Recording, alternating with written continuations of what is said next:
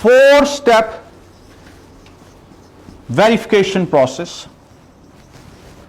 You can call it verification process or whatever you like. कुछ भी आप इसको कह सकते हैं.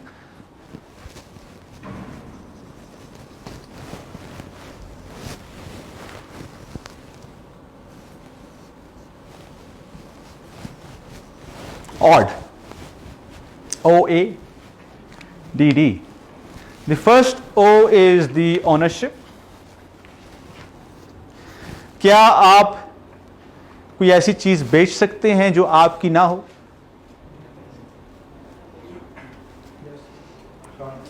मैं वही सेल कर सकता हूं ना जो मेरा हो. तो for that I have to be the owner, and there should be some process to see whether I am the owner or not. ठीक है? So ownership. The second A in the second letter is approve. The third is, and the fourth is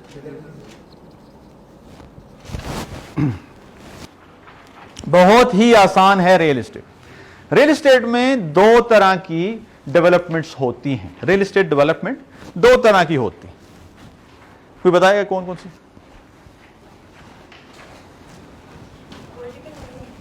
good. Horizontal and vertical. That's it. बस इतना ही. तो horizontal के लिए कोई भी जमीन पूरे पाकिस्तान में, वैसे एक वक्त था कि जमीन की ओनरशिप ही नहीं होती थी. आप कहीं जाके कुछ बना लें. अब पूरे पाकिस्तान में जहां पे भी आप जाएंगे जमीन किसी ना किसी की ओनरशिप में होगी. ठीक है? तो दैट इज जमीन हॉरिजॉन्टल. अब आपने जब ये जमीन लेनी है और इसको डेवलप करना है तो you need some sort of approval to develop it. ये होना चाहिए. वैसे काफी सारी ऐसी जमीन है जिसको हम अनप्लैन्ड एरियाज कहते हैं, जहां पे लॉ ही नहीं है, कानून ही नहीं है इजाजत लेने के लिए. जंगल का कानून, आप कुछ भी कर सकते हैं, जो कि गलत है. पूरे पाकिस्तान में हर जगह पे कानून होना चाहिए, इवन विलेजेस में भी. टाउन प्लानिंग लॉज होते हैं दुनिया में, जिसके थ्रू आप किसी विलेज में, किसी गांव में, किसी भी जगह पे कोई भी डेवलपमेंट करनी है तो उसके कुछ पैरामीटर्स वो आपको बताते हैं कि ऐसे डेवलप करना है. पाकिस्तान में हर जगह पे नहीं है, लेकिन जहां पे प्लैन्ड एरियाज हैं वहां पे आपने डेवलपमेंट करनी है.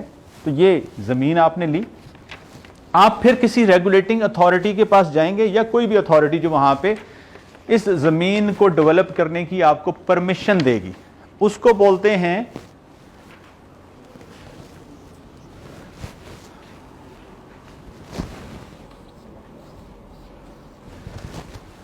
Layout plan, LOP. तो आपका वो पूछते हैं ना अक्सर, LOP अप्रूव्ड है? किसी भी सोसाइटी का LOP, दिस इज हॉरिजॉन्टल. अच्छा, अब हॉरिजॉन्टल में फॉर एग्जांपल ये जमीन है, इसका ये LOP अप्रूव हो गया कि ये प्लॉट्स. अब ये प्लॉट का नंबर लगे 1 है, ये 2 है, ये 3 है. अब प्लॉट नंबर 3 के ऊपर किसी ने बिल्डिंग बनानी है, तो first of all they need the approval. LOP के लिहाज से जो प्लॉट अप्रूव्ड है उस तरह की डेवलपमेंट के लिए कि यहां पे, और जब LOP अप्रूव होता है तो इसमें सिर्फ 5% कमर्शियल होता है, बाकी रेजिडेंशियल होता है, या और एमेनिटीज होती हैं, रोड्स होते हैं, बाकी चीजें होती हैं. There is a certain formula कि इसमें ये होना चाहिए, कब्रिस्तान, ये सब कुछ. अब जो प्लॉट जिस तरह की डेवलपमेंट के लिए अप्रूव्ड है वही डेवलपमेंट हो सकती है. लेट्स से एक प्लॉट ये है कि जी यहां पे रेजिडेंशियल हो सकती है, यहां पे कमर्शियल हो सकती है, यहां पे हॉस्पिटल हो सकता है, यहां होटल हो सकता है. So the first thing is कि जो प्लॉट जिस तरह की डेवलपमेंट के लिए है, आपने ये चेक करना है कि इस पे डेवलपमेंट क्या होनी चाहिए according to the layout plan approval. So आप किसी के पास जाते हैं तो आपने कहा कि ओनरशिप है जी आपकी, तो वो आपको या तो उस डीएचए है, सीडीए है, तो वो आपको अलॉटमेंट लेटर दिखाएं। उस अलॉटमेंट लेटर को आप कंफर्म करें उस डेवलपमेंट अथॉरिटी से कि ये इसके ऊपर कोई लिटिगेशन, कोई प्रॉब्लम, कोई क्लेम तो नहीं है। Is it free of all इनकम्बरेंसेस, non encumbrance.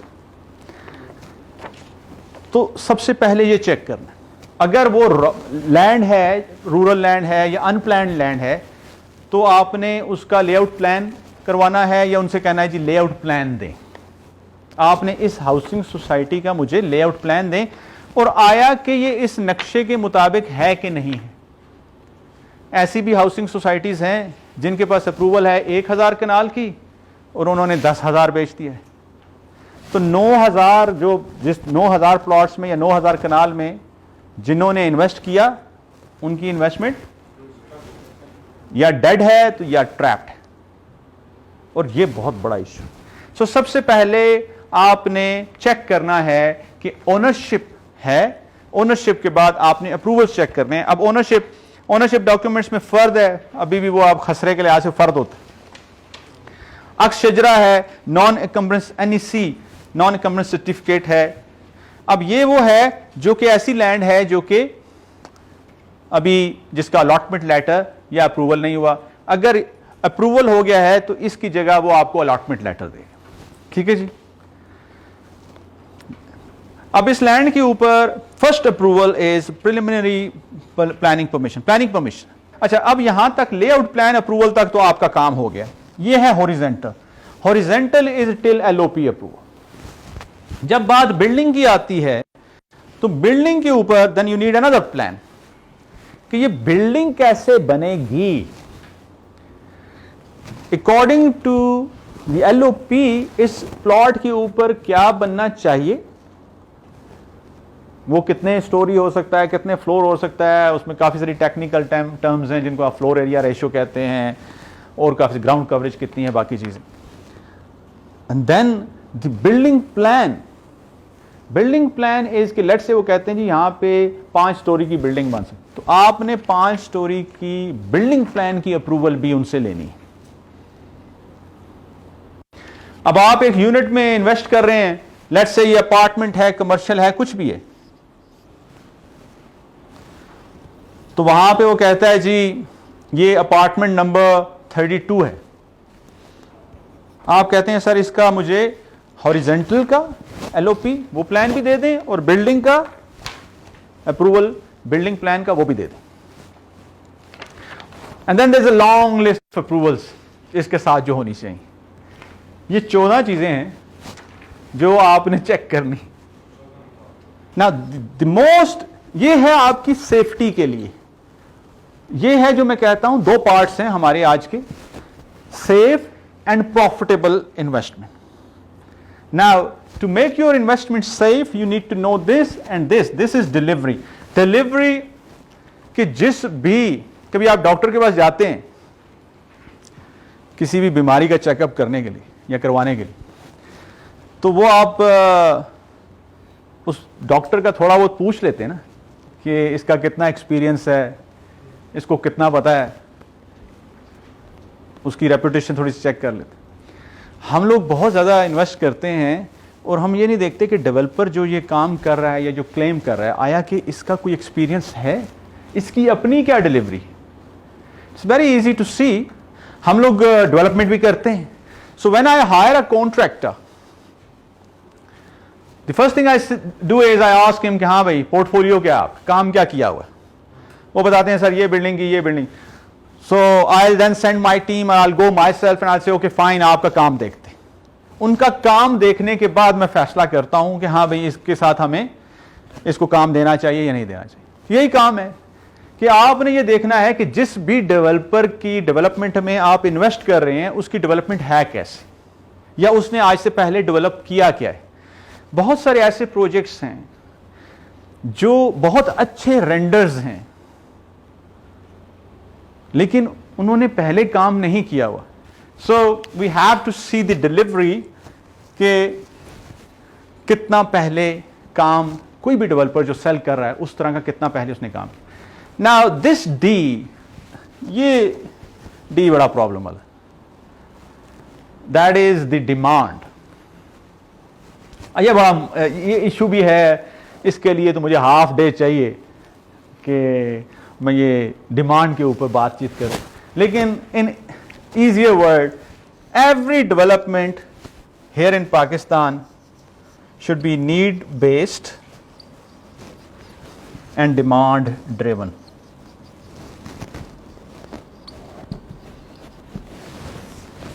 अगर मैं कोई रिपीट कर दूं, बिकॉज मैं तो जगह जगह पे बातचीत करता रहता हूं, तो कुछ चीजें रिपीट भी हो जाती होंगी, तो थोड़ा बोरिंग हो जाता होगा। I always try to innovate, like bring up new things, new facts, interesting stats, but sometimes I have to repeat. Okay, so हमने पहले कभी इस पे बात की नीड बेस्ड डिमांड ड्रिवन पे? ओके, इस्लामाबाद की एग्जांपल लेते हैं। इस्लामाबाद में आप जगह जगह पे बिल्डिंग्स देख रहे हैं, वो बड़ी बड़ी होर्डिंग्स लगी हुई हैं और बिल्डिंग्स दिखा रहे हैं उन होर्डिंग्स पे। तो एक बात, जब कोई रेजिडेंशियल बनता है तो उस रेजिडेंशियल का कितना कमर्शियल होना चाहिए?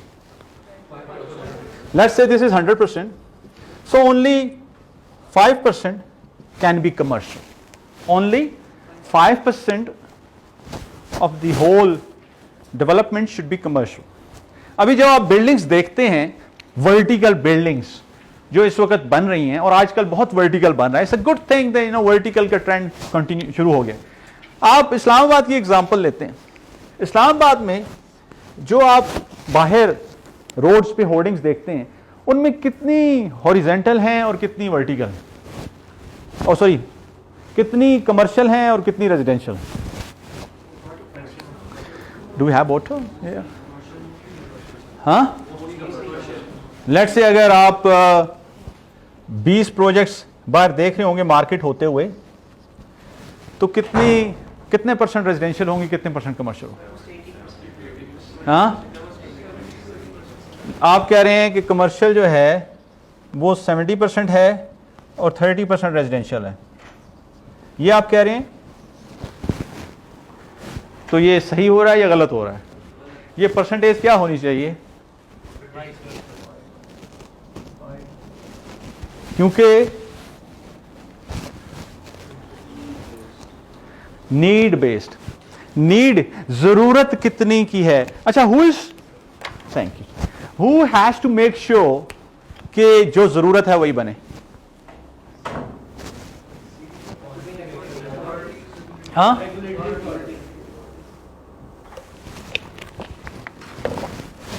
सो सबसे बड़ा मसला है कोई प्लानिंग और पॉलिसी नहीं है। अगर प्लानिंग हो और पॉलिसी हो, दुनिया के अच्छे मुल्कों में क्या होता है, पहले प्लान करते हैं पूरा एरिया, फिर पॉलिसी बनाते हैं, यहां पे ये डेवलपमेंट होगी, यहां पे ये होगी, यहां पे ये होगी, इस वक्त होगी, जितनी जरूरत उतनी डेवलपमेंट। ये तो हो गया नीड, बहुत ही सिंपल। इसमें 100 से ज्यादा वेरिएबल यूज होता है नीड में, कि नीड किसी चीज की है कि नहीं।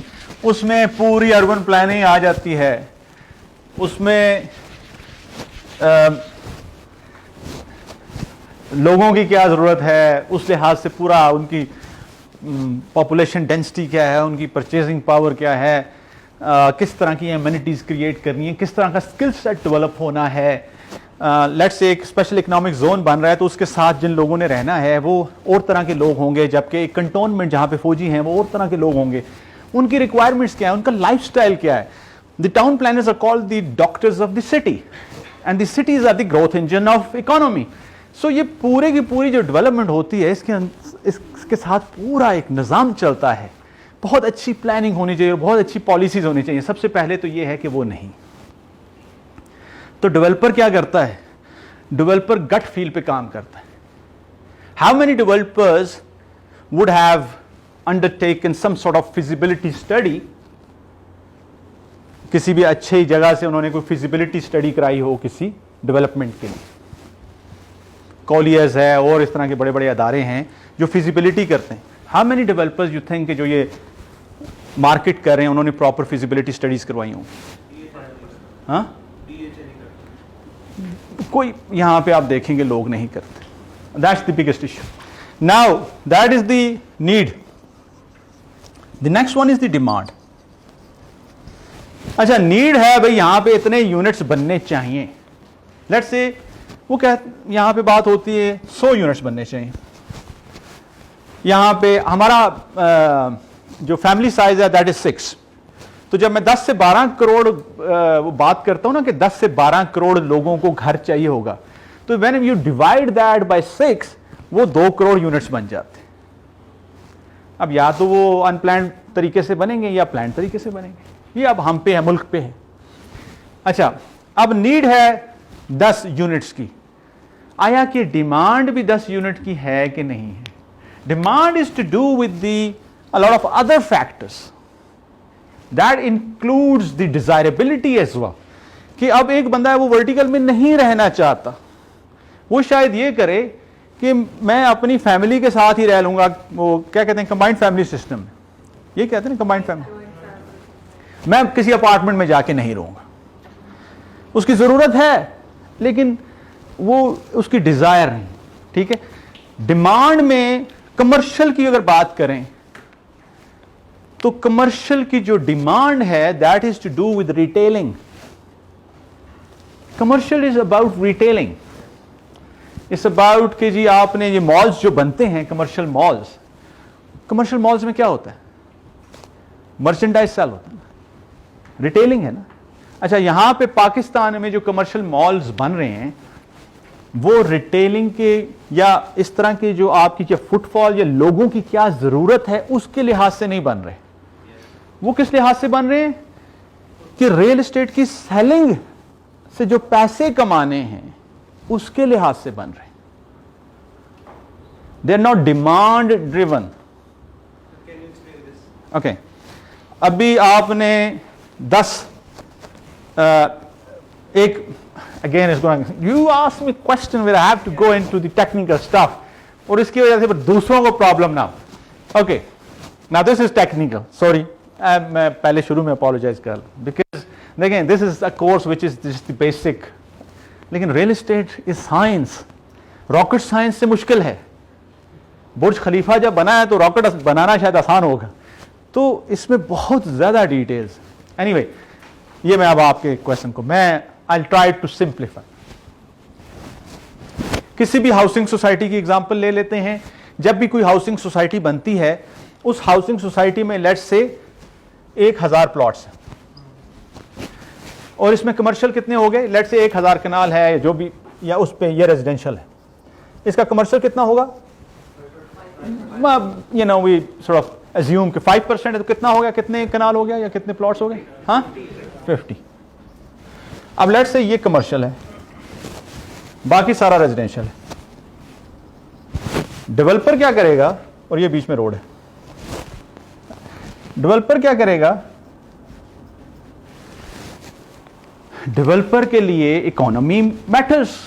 So what he does is, let's say society के ऊपर उसने 1 करोड़ रुपया खर्चा है, तो वो सबसे पहले अपना कमर्शियल बेचेगा। अब इस सोसाइटी में जो पॉपुलेशन आनी है वो आनी है, लेट्स से डीएचए है, डीएचए 2 में जो पॉपुलेशन अभी आई है वो पिछले 20 साल में आई, और अभी भी डीएचए 2 में काफी हिस्सा खाली है, ठीक है। तो लेट्स से 20 साल में पॉपुलेशन आएगी, बट पहले शायद 5 to 6 मंथ्स में ही कमर्शियल बेच दिया। अब जिसने खरीदा वो रियल एस्टेट का काम करता है, रियल एस्टेट डेवलपर है, स्टेट, यहां पे ज्यादा स्टेट एजेंट्स और डेवलपर्स इस सवाल, तो उसने खरीद लिया। अब यहां पे उसने क्या किया? जिसने खरीदा उसने लेट्स से ये 5 करोड़ का खरीद लिया एक प्लॉट। अब उसने अपने 5 करोड़ तो निकालने हैं, तो वो क्या करेगा? इधर फौरन से बिल्डिंग बना देगा, so that he can sell that building और the units in that building and liquidate his funds, अपनी इन्वेस्टमेंट भी निकाले और कुछ प्रॉफिट भी बनाए। लोग क्या करते हैं, लोगों को तो इस सब साइंस की समझ नहीं है, वो अच्छी मार्केटिंग को देखते हैं और वो ये पूरे का पूरा लेट्स से कमर्शियल बन गया। इस कमर्शियल की जरूरत 20 साल में आनी थी।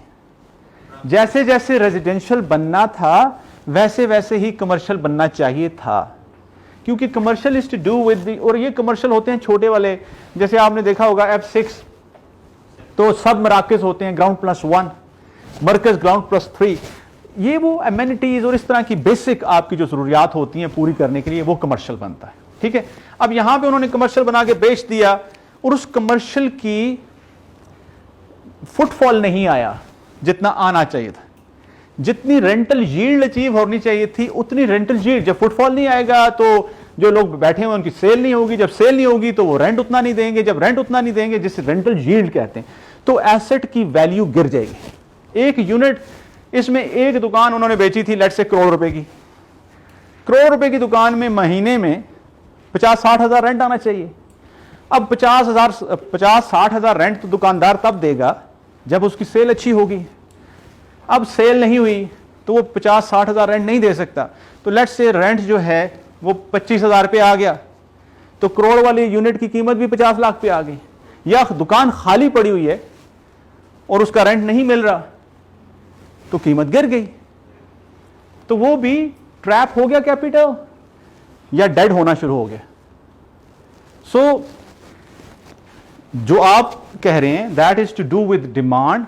जो इसने यूनिट बनाए वो डेवलपर ने इसलिए नहीं बनाए कि यहां पे सेल कितनी होगी, उसने इसलिए बनाए कि यहां पे मैं ये रियल एस्टेट सेल करके पैसे बना लूं।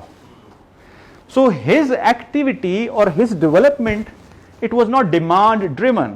He was not thinking of the footfall, he was not thinking of retailing, he was thinking of getting the money out by developing that, by selling real estate. Okay, OADD, this demand part, it is very important but it's very technical.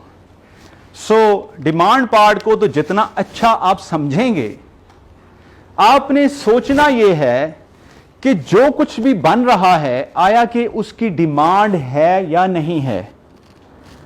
अगर वो commercial है तो उसमें cell उतनी होगी या नहीं होगी जिसके लिए, जिस भी मकसद के लिए वो कमर्शियल डेवलप हो रहा है। अगर हॉस्पिटल है उधर बिजनेस चलेगा या नहीं चलेगा, अगर होटल है तो वो रूम ऑक्यूपेंसी क्या होगी, लोग आएंगे नहीं आएंगे। So this demand is something which you need to look into, और इसके लिए आपको पढ़ना चाहिए। There is a lot of literature available, बहुत ज्यादा रिसर्च कर सकते हैं आप डिमांड के ऊपर, और जितना अच्छा इसको, बिकॉज ये बड़ा स्ट्रेट फॉरवर्ड है। ऑनरशिप एंड अप्रूवल चेक करना as a said is straightforward. Delivery check करना किसी भी डेवलपर की, ये भी स्ट्रेट फॉरवर्ड है। आप देखें कौन डेवलपर है, उसकी क्या डिलीवरी है, पोर्टफोलियो मांगे जाके प्रॉपर्टीज चेक करें। डिमांड जो है, कमर्शियल है, मॉल्स हैं, मॉल की पूरी एक साइंस है।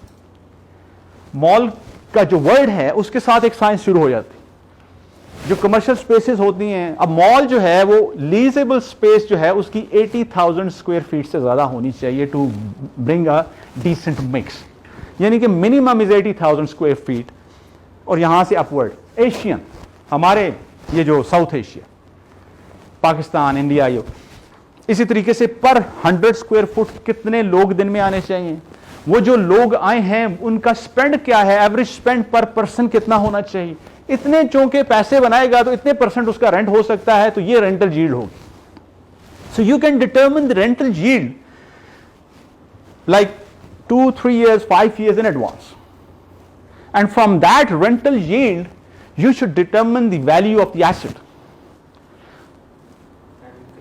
and that is where you can then project the price, what should be the price of this particular asset and how this price is going to go up on a year-to-year basis. ठीक है जी?